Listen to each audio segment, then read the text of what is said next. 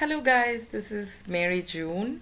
I just wanted to share with you a very special day in my life. In July of 2015, we got together for the 25th year reunion of all my schoolmates, and it was so much fun.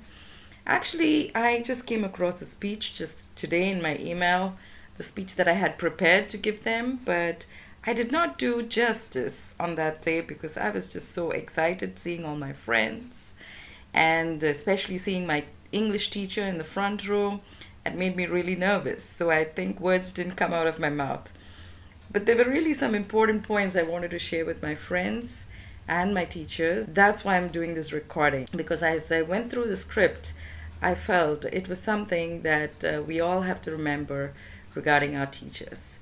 Talking of teachers, this video is dedicated to all teachers. This is the picture we took at the end of our reunion, and so this video especially is dedicated to my friend here.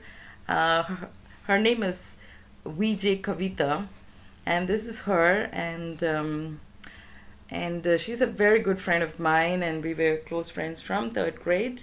And unfortunately, she's not here with us anymore, but she's a PhD from India, and she was a professor at St. Teresa's University at Kodaikanal. A dedicated teacher who spent so much time. I just knew her, worked so hard to make the best presentations for her students, and just worked so hard. And these are our two sons when we were vacationing with them just 2 years back.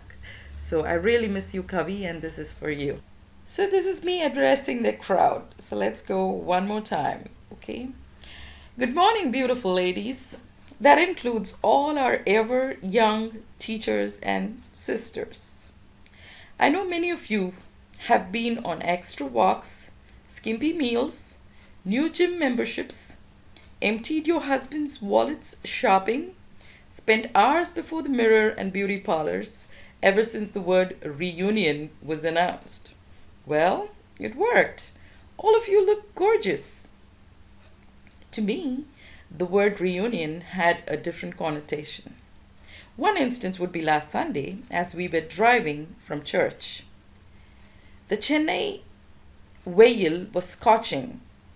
Car was like an oven, and I told my son if he could get us all a drink. Rohit had a Fanta in hand, and his friend had a Red Bull as they came out of Nilgiris. They slipped into the back seat and continued talking, sipping their drinks, totally unaware that a parched throat woman is sitting at the front wheel. I finally had to ask, "Where's my drink?" My son very casually answered, "Reunion, Mom. Remember, no sugar," and continued talking to his buddy.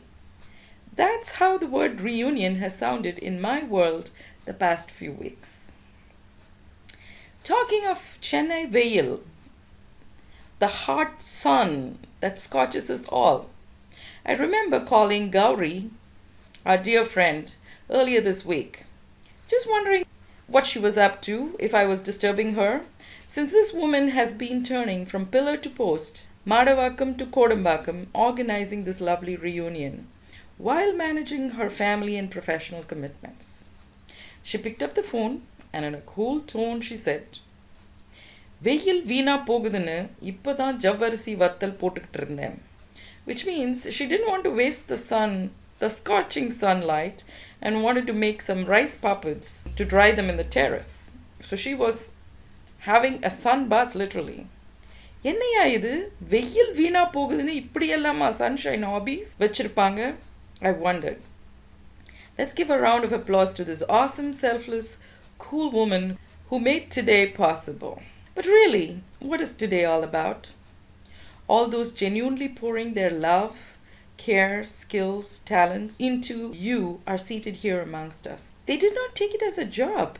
It was their top priority to nourish us mentally, spiritually, physically, emotionally, as best as they could. Now, as mothers, we know how tough it is to run a household. These amazing women sewed into our lives as they parallelly ran their own lives before and after work. Each teacher here they carved out a portion of their lives to spend it with us and for us. They lost a part of themselves to make us win in life. Words cannot express the gratitude we feel in our hearts, but nevertheless, thank you. Then there is this other kind, totally renouncing the worldly pleasures and dedicating their lives to the Lord and His work here on earth. Our Salesian sisters, they've completely dedicated their lives in establishing educational institutes in the society to gather young girls like us and train them to be future moms, fabulous wives, and fine ambassadors of the world. There is a saying, when we break an egg from the outside, life ends. When an egg breaks from within, new life begins. I think we all have in our midst legendary women who have dedicated their entire lives in sculpting us from within so we can go out there and win. That brings me to the title of today's message, Win by Losing.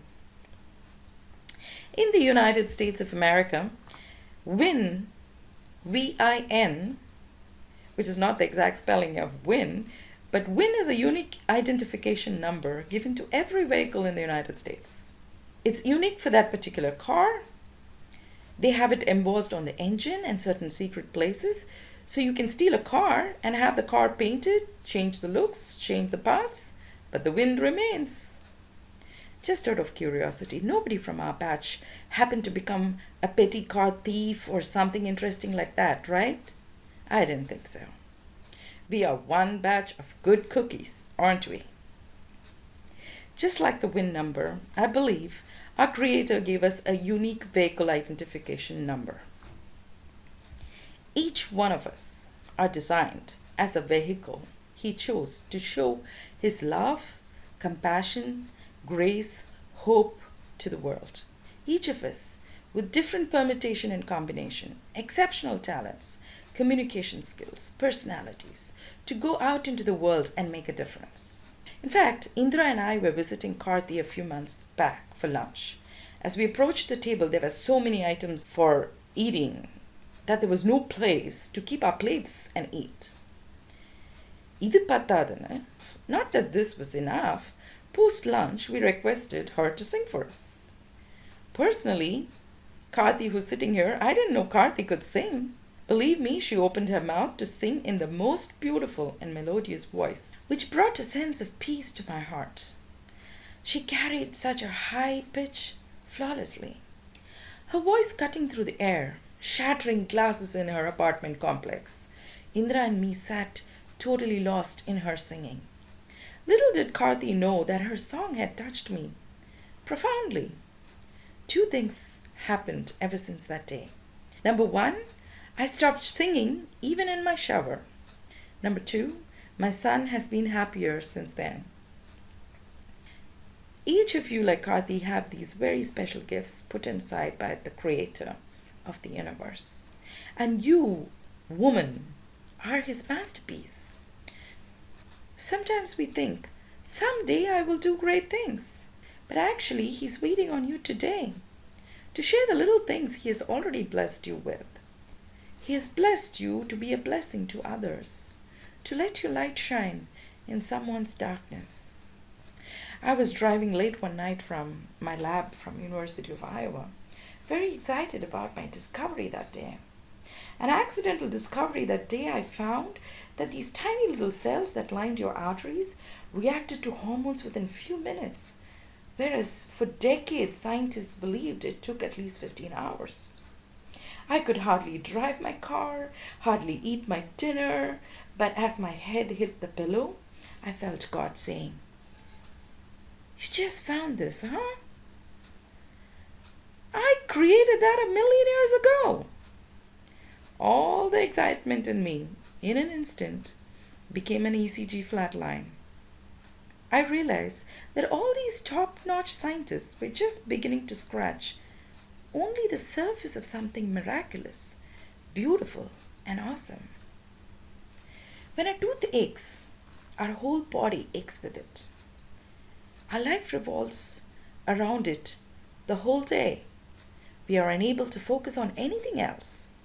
But every day, every minute, and every second, millions of cells are working in unison, so meticulously, so harmoniously, to keep you and me alive and breathing. We are the living miracles. Yes, he's a great designer. He carefully designed you and me as a masterpiece for this unique purpose. In the Bible it is said, he knows you by name and has carved you in the palm of his hand. He knows the number of hair on your head. He fearfully and wonderfully made you. So, what's in you? What's your purpose of being here? He is the author of our lives. Instead of going to him with our agendas every day and praying about how to go about it, why don't we ask him what his agenda is for us? Some of the uniqueness in you comes from the paths you have traversed in life.